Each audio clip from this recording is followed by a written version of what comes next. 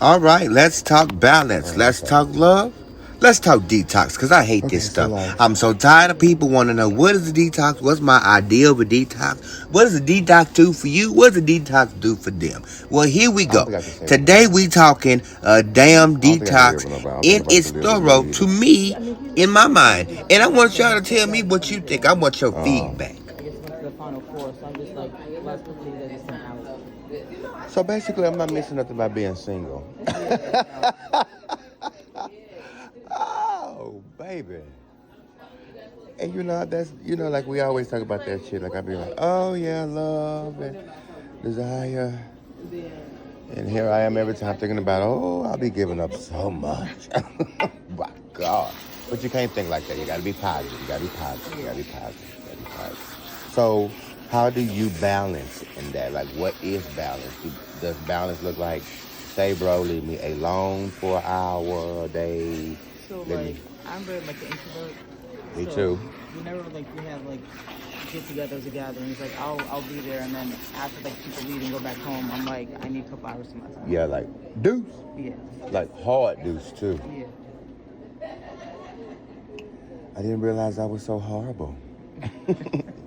I guess it's that only child in me, too. Because growing up, my mom, we didn't do a lot of the, oh, you can spend the night, and this person can, y'all are best friends, and, all the play dates, not new. I was hanging out with Earlene, them, all the old folks. So, get it, as I get older, I just be chilling. I mean, I hear folks, and especially at work, when you see so many people during the day. Yeah. But then when you get off, it's like quiet, and I'm so used to that. One thing I've learned is that the independence in one can make you feel good about a lot of things you're doing in life. When you have to just look for validity in yourself, you will make the decisions that make you happy. You're not really looking for others to give you their hoo-ha hooray for all the things that you're doing. That's one thing I want to impose on you guys when it comes also down to picking up your hair and picking up the idea of locks and all that comes along with it. This is an independent aspect. There will be many people that will tell you, oh, you shouldn't do this, your hair is too beautiful. Oh, you shouldn't do it because of that. Or, oh, you should take this down, or you should do it in the image that I want for you.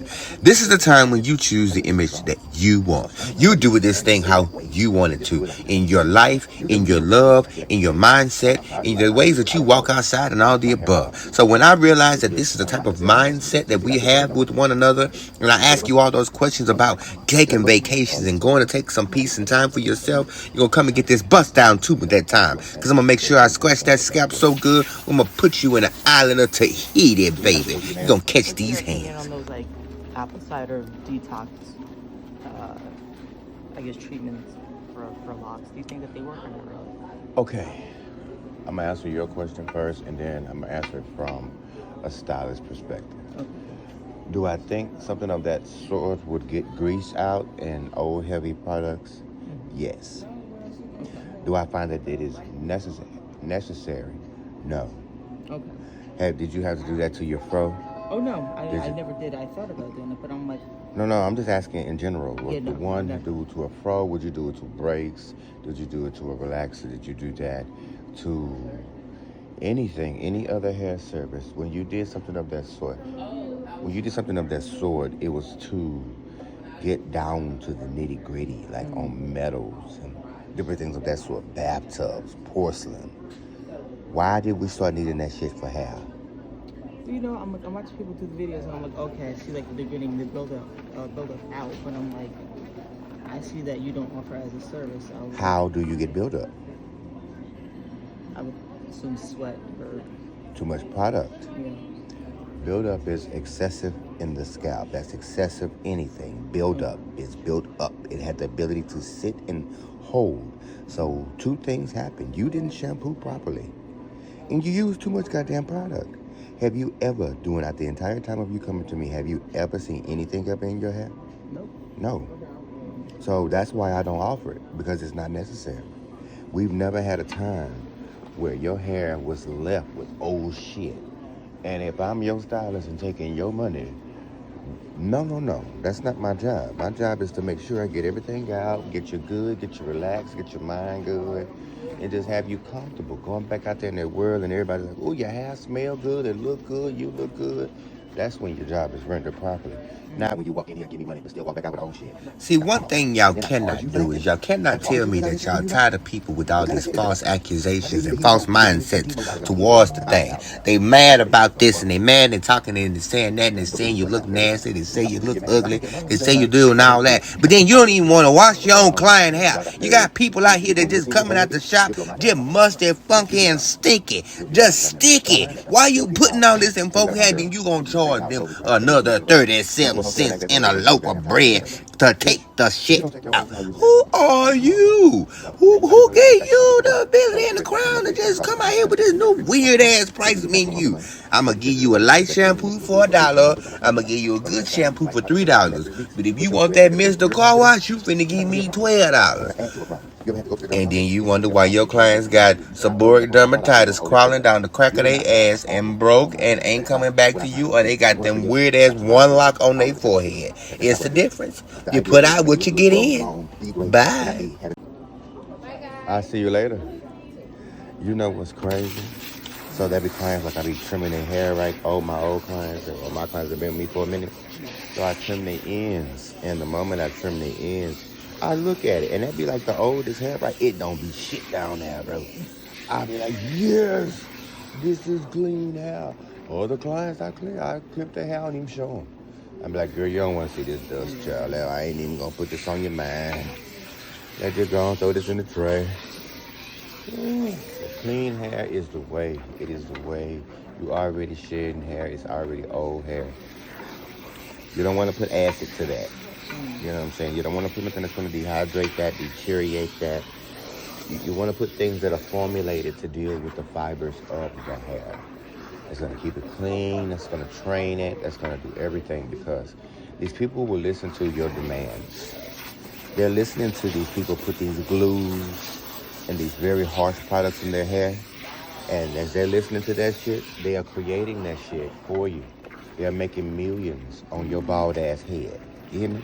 They're putting these words on these labels because the FDA will allow that shit. Just for you at our site to say, oh, that's a good product to use. No.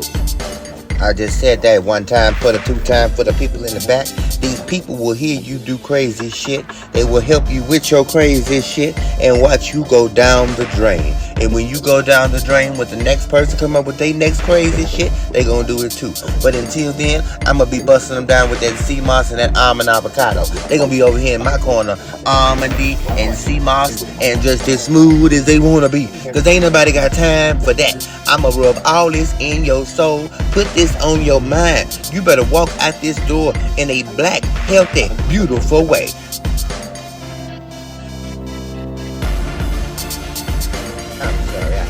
Show y'all them bubbles right there.